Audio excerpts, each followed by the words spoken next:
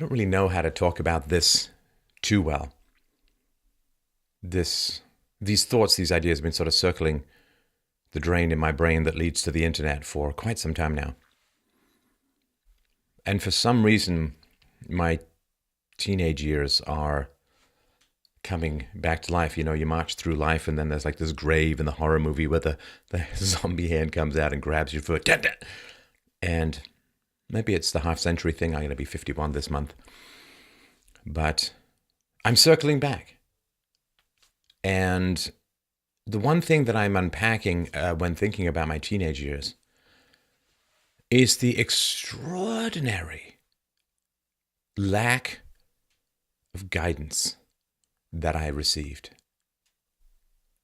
It really is astonishing and astounding. I was into reading books about an earlier time than myself. Like, I liked reading Enid Blyton stories, which were set in this sort of mythical pre- or post-war England.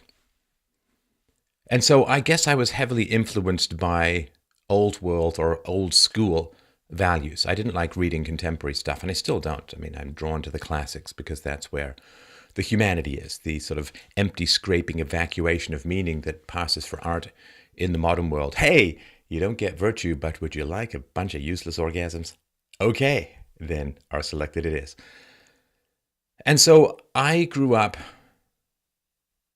looking into the past where there were still values and looking into the present where those values had vanished. And it was a puzzle to me as a kid why the older movies, the older stories all had values, all had something to aspire to, all had social reinforcement of those values. Like if you went against social norms, if you didn't support your wife and kids, or you had a child out of wedlock, or you had an affair, or you got divorced, there were these negative consequences, like you were no longer welcome in polite society. And there were all of these little micro corrections of life choices that were everywhere in society in the past.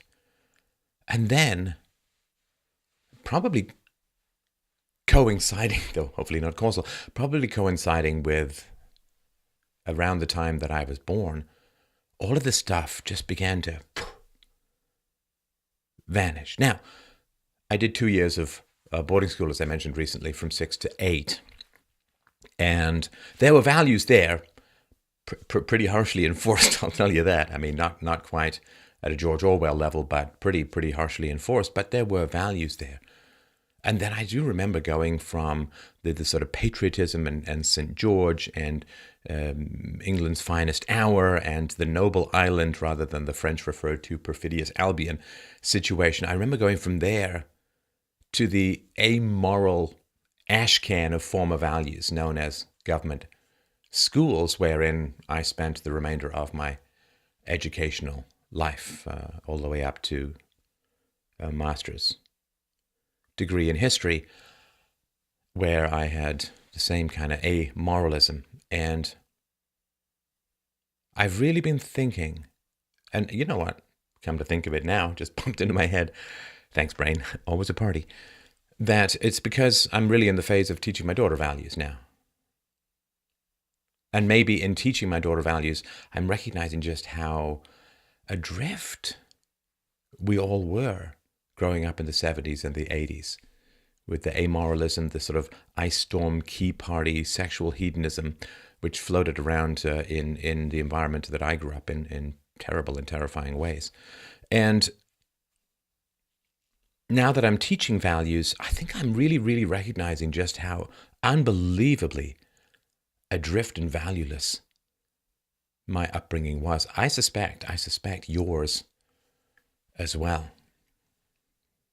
And this collapse of the micro corrections and social enforcement of values was incredibly rapid, incredibly sudden. Like if you look back at the 1950s, there's this cliche. I read this book when I was taking a course on feminism in university called Homeward Bound, how terrible and constrictive and confining this was and so on, right? But they were politically much more free. right? Politically much more free, much, much lower taxes, and many more job opportunities, and real, true free speech. But from the 50s to the 60s, this all began to collapse and decline. And in the 70s, there was just like this crater of social standards. There was nothing left. It had gone completely the opposite direction. It had gone to the point where not only did social standards not need to be enforced, but any attempt to enforce social standards had you marked as some prune-faced, prudish, church lady, finger-wagging moralist who, awoke every day with the deeply suspicious fear that somebody somewhere was having a good time. You became, it went from, benevolent social standards to you were like a Salem trial witch hunter if you wanted to impose any social standards. You were a moralist, which was kind of a curse word back in the day. I think it's coming back now that we realize what has happened as a result of the scrubbing of social values. But it is just amazing. I was allowed to date whoever I wanted. There was no restrictions or guidance really on sexual activity other than, the STDs, the crabs can stay. Don't think you can drown the crabs in a bathtub. They can stay underwater a lot longer than you can. I remember all of those horrifying, nasty, genitals as bioweapons classes that we were forced to take in junior high school. But as far as what it meant to have a quality partner, as far as what it meant to be a good person, as far as obviously good person in a vacuum of morality, obedience becomes the only standard you can fall back on. Because if you don't self-regulate, then you need to be controlled by authority, which is why philosophy is the opposite of totalitarianism, because philosophy teaches you to self-regulate. When you self-regulate, you don't need a big giant government to pick up your messes and to order you to do what you need to do and to steal from people to give you money to backfill all your disasters. And I just remember growing up in this complete void of values. This happened, I was a Christian, a Protestant, I was raised.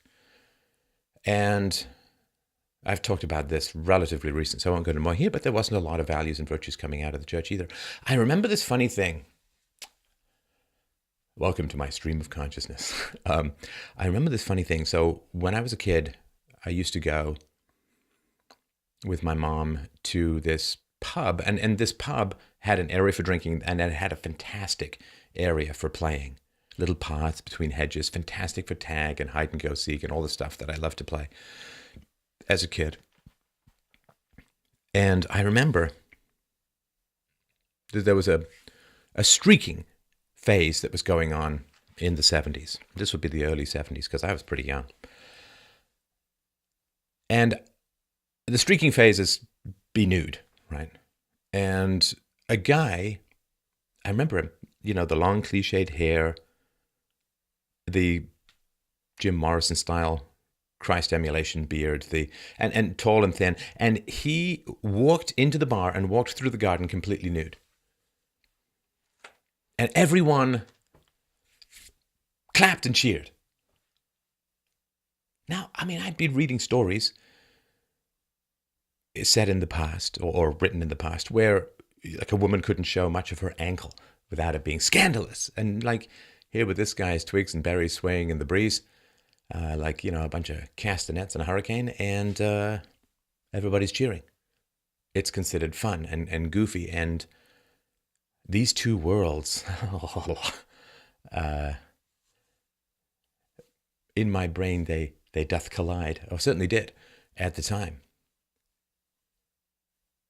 And I just remember thinking there was all of this cheering, and there were these, hippies who used to come through the house, and they'd sit there, they'd sit around the table, unwinding reality with this relentless sandblasting language of relativism and subjectivism and whatever you feel. And there was a very strong, when you get rid of religion, you don't end up with rationality, you end up with superstition. And there was a lot of this stuff going on back in the day, back in the 70s, all of the I remember I got into the newspaper for bending spoons with my mind when I was, I think, 12 or 13. It was all nonsense, of course. But there was all of this, you put the razor blade under the pyramid and it sharpens, and then the UFOs are a higher intelligence. Klaatu had an entire song about this. The UFOs, which had a mystical element to them, because there was never any particular science involved. And angels and spirits and ghosts, and this sort of weird spiritual oneness, like the old joke about you go to the Buddhist hot dog vendor, you say, make me one with everything. And then you give him too much money. You ask for change. He says, no, change comes from within. Thanks, Chris. But this assault on reality, epistemological assault on metaphysics, on the nature of reality, that occurred and was a constant stream through my early childhood growing up in London, where these feral, fervid, insistent, contemptuous hippies used to roll through the environment, and I would sit there listening to them talking about the best ways to construct psychic helmets for other people who might be threatened by evil forces. And they lived with barely one toe in tangible reality, and they had squirted, like you step on an open toothpaste tube with all of your mind, squirted out into unreality and madness and subjectivism and so on. That happened a lot in the culture. Suddenly monogamy became repression, and commitment became enslavement, and self-restraint became a lack of self-expression. Let your freak flag fly, as they would say. And this turning inside out of the mental or artistic world of my childhood compared with this vivid, encircling and encroaching madness, literally madness. Like a lot of these people went crazy later in life. This was not shit to be dabbled with. I really, really got that sense. Like they were in the fun phase of the addiction to unreality. Like, woohoo, no standards, no rules. I can do whatever we want. I can pursue my dopamine addiction with base sensual stimulation from here to eternity, and I can set myself up as the conqueror of mere material reality. I can set up this alternate platonic universe where will and desire are all you need for fulfillment, right? Self-actualization. Nothing to do with virtue, nothing to do with honesty or integrity or courage.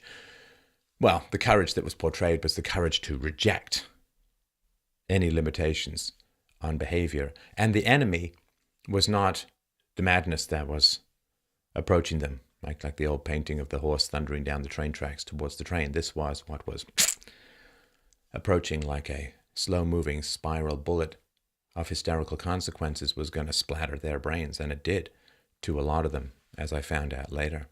I went crazy.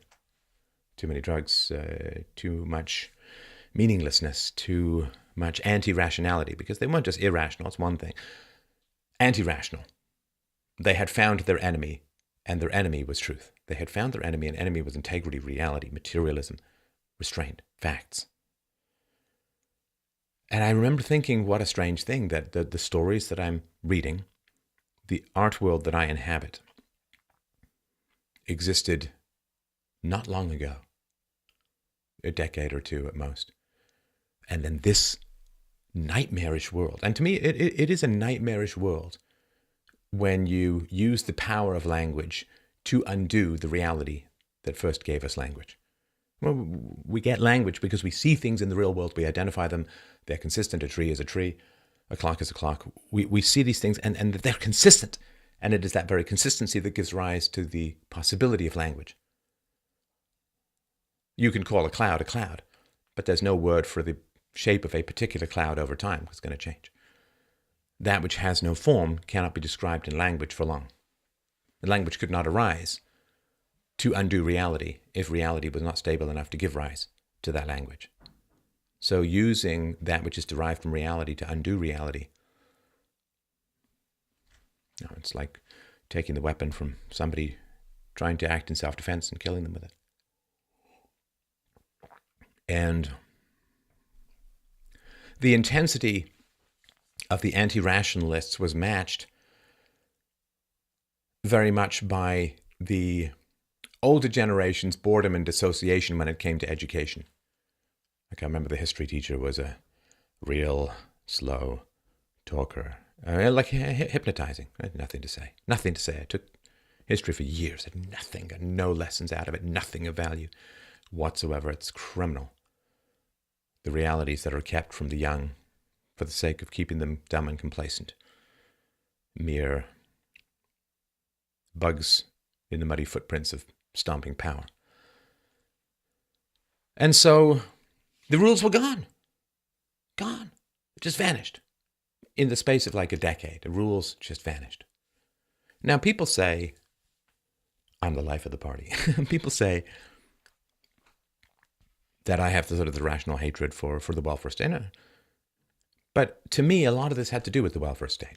The reason we have rules is to avoid negative consequences, right? And when those negative consequences are removed, the need for the rules is removed. And then wishing rules becomes mere prejudice. It becomes a petty, useless, tyrannical form of self-repression or repression of others. When the negative consequences are removed, the need for the rules is removed as well. Very few people study on the last day of junior high school because there will be no tests for months. So when the negative consequences are removed, you know the old thing, watching some video in science, is this going to be on the test? If it's not going to be on the test, you don't really have to pay attention. There won't be any negative consequences for not paying attention. And so in the space of a decade or less, with the welfare state saying, okay, well, if you mess up, if you have a child out of wedlock, well, we'll pay for it. As long as the father's not around, we will pay you to be a single mother. Well, then what is the need? What is the visceral, immediate need to promote female sexual responsibility, or male sexual responsibility for that matter? It vanishes. And therefore, the teenagers are set adrift on a sea of hormones and lust and confusion. And those who wish to encourage self-restraint have very quickly run out of negative examples to point to. Right? There's this old comedian from years ago who had this little bit about how moms' voices went really hushed when they were talking about something serious. Like, you better not climb on those rocks or you're going to fall and end up like Billy, who can't even sign his own name now.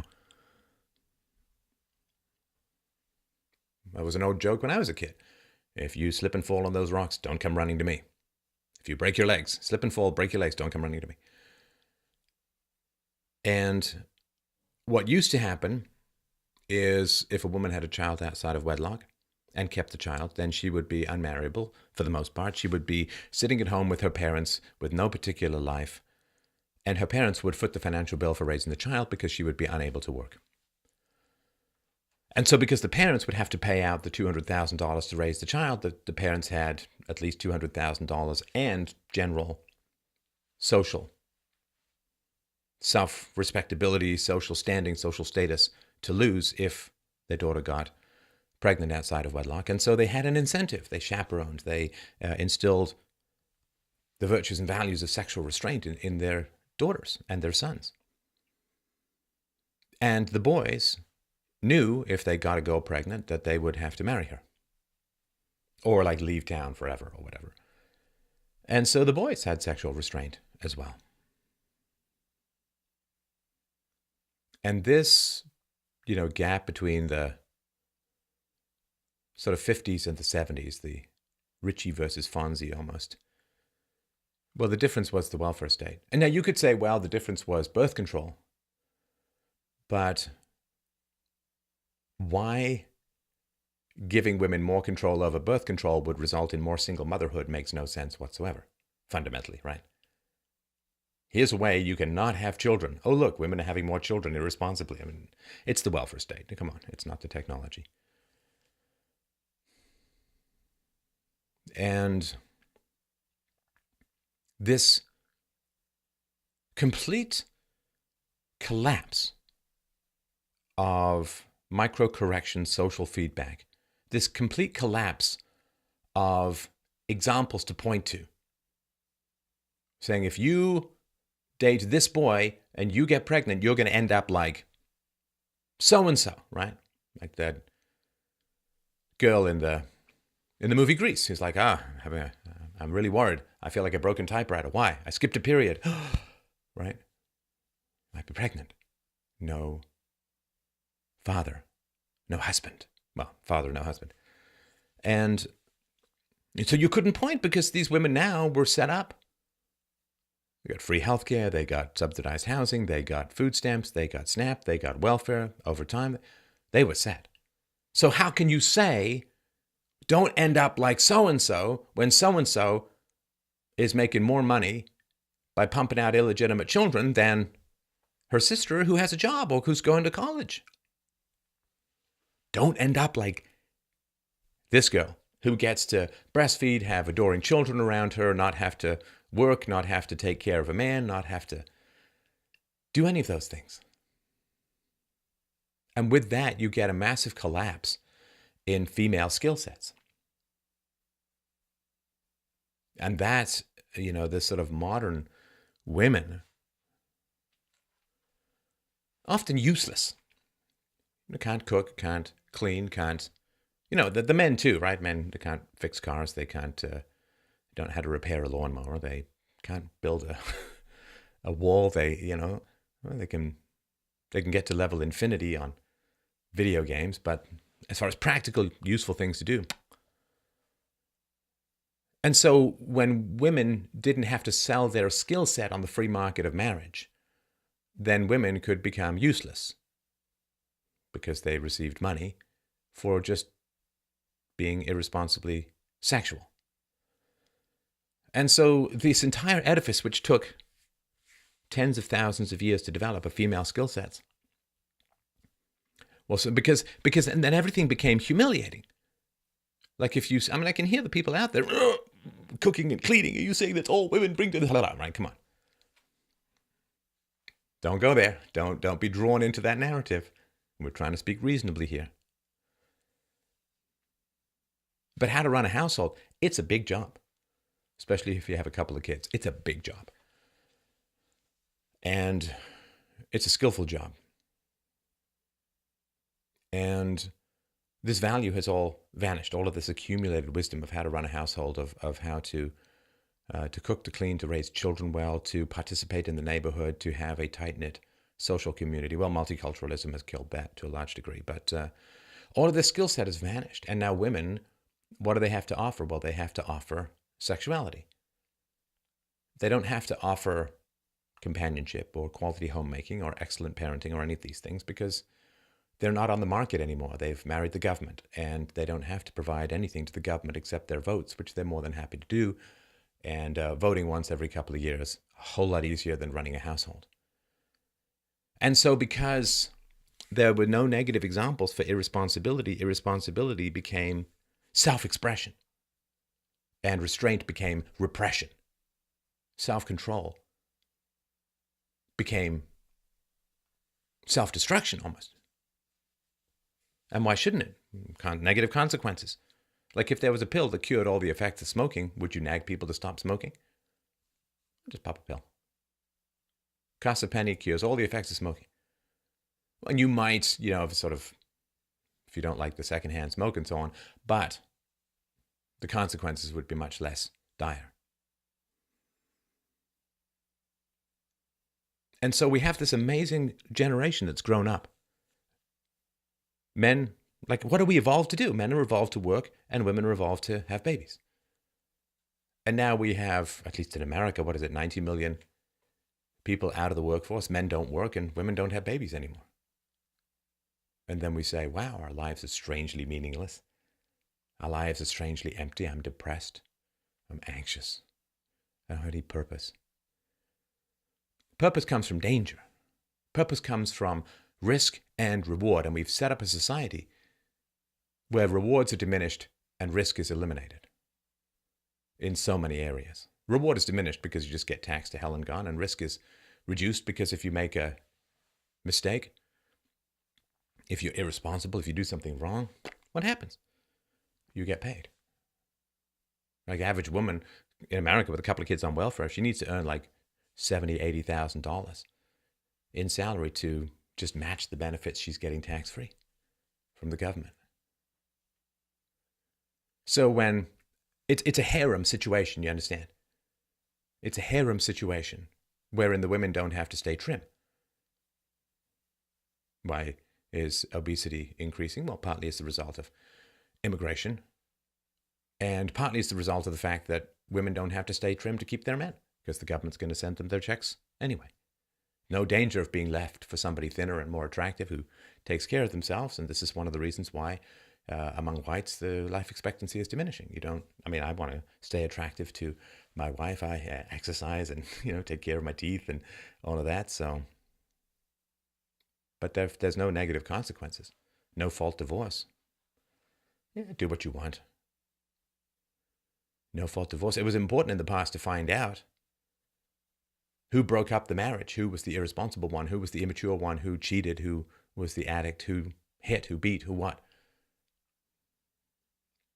So that you could say that person is a warning, don't do what they did.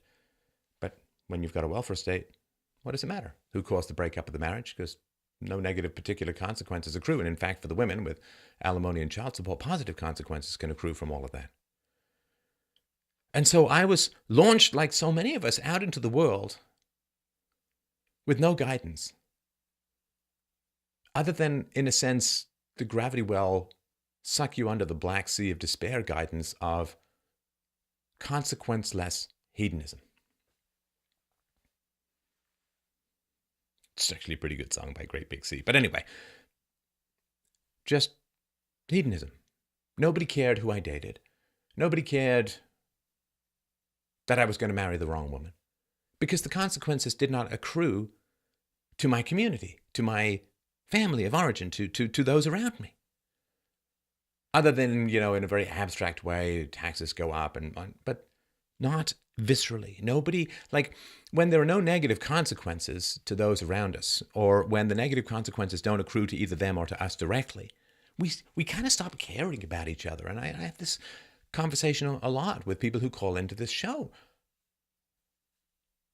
Well, I got involved with the wrong woman, and then I ended up marrying her, and she divorced me. She took me for everything I had. It's like, where was your family? Where you? We're like, oh, well, I don't want to get involved, and you can't tell people stuff. And it's like, you used to be able to. You used to be able to tell people stuff, and they had to listen. Because the parents had authority, right? The woman, their teenage daughter gets pregnant, and they say, well, first of all, they'll say, we're not paying. You get pregnant, the man's going to marry you. You get pregnant, you're going to have to work and raise a kid on your own. We're not paying. Now, whether they did or didn't, if she believed that, she's like, okay, negative consequences. So they cared who she dated. They cared who she had sex with or whether she had sex at all. And that's gone. Now that future generations of bankster-enslaved taxpayers are going to pick up the bill for everybody squirting their seed around like a spray and pay version of Unreal Tournament, consequences have vanished. Concern has vanished. Care has vanished. Protection has vanished. Standards have vanished. You can't rebuild them. All rules of self-restraint look like irrational, neurotic repression in the absence of negative consequences. If your kid's walking along the edge of the road and they're young, you'll say, stay away from the road. But if they're just walking down the middle of a lawn, do you say, stay away from that end of the lawn? That would just look weird, right? Because there's no negative consequences. Why would you want to stay on the straight and narrow? Well, you want to do it if you're walking on a beam and that's the game. But if you're just walking on a lawn, follow this line. Why? Makes no sense. And so all of this accumulated wisdom and rules and common sense and care and love and guidance turned to ashes and reconstituted themselves as this irrational, hippie, reality-hating phoenix that pecked to death anyone who tried to say there was something worth conserving in the old passions for self-restraint. And it was hard to argue against all of that. And this is why when I talk about female responsibility these days, I mean, I talk about male responsibility as well, but you kind of focus on the stuff that's not seen a lot more than the stuff that is seen. Everybody knows the term deadbeat dads. Father absence is well understood as a social problem. But when I talk about female responsibility, people view this as sort of, anti-female, or it's like, no. First of all, a lack of responsibility on anyone is going to lead to an unhappy life. If you want to be happy, you have to pursue the actions that will result in happiness. This is a bit of a, you could say it's pretty obvious, right? Of course. If you want to be healthy, you have to pursue the things that keep you healthy, right? Exercise, eat well, get your checkups and all of that. If you want to be happy, you have to do the things that lead to happiness. Happiness is an earned state like health. And to be happy, the first thing you have to accept is responsibility, is self-ownership. Because if you think that your health has nothing to do with you, you will never pursue the actions that will result in health, which means that you will follow hedonism, which means you will not exercise, you will eat crap, and you will be unhealthy. And so you have to have self-responsibility in order to become happy. Happiness is an earned state that goes against our immediate pleasures in the moment, just as health is an earned state, and eating well is an earned state that goes against our immediate pleasures in the moment quite often, until you refine your tastes. I love exercising now. But the reason that I assign people responsibility is I want to give them the opportunity to be happy. And if you're not responsible for your life, you can't ever be happy. Because even if good fortune hits you, you didn't create it, you didn't earn it. It's found money. It won't sustain you. This is why lottery winners don't end up any happier. Many of them much more miserable within months to a year. But it's really impossible to preach responsibility in a consequence-free world. People can just shrug and ignore you and laugh at you and scorn at you and spit on you. And women don't need men because so many of them have married the state. And so they can scorn men all they want. They can spit on men. They can girl power, girls rule the world. Men are pigs, men are chauvinists, men are patriarchs. Of course, because they get the money from men, whether men like it or not. Because men pay the majority of taxes and women receive the majority of benefits. So they use the power of the state to extract money from men and give it to women. So why on earth would they need to respect men? You don't buy flowers for the prostitute. You don't woo her Cyrano de Bergerac style with flattery and sonnets. Why? Because you already paid. You already got what you wanted. It's guaranteed. Now, if somebody else is paying for the prostitute,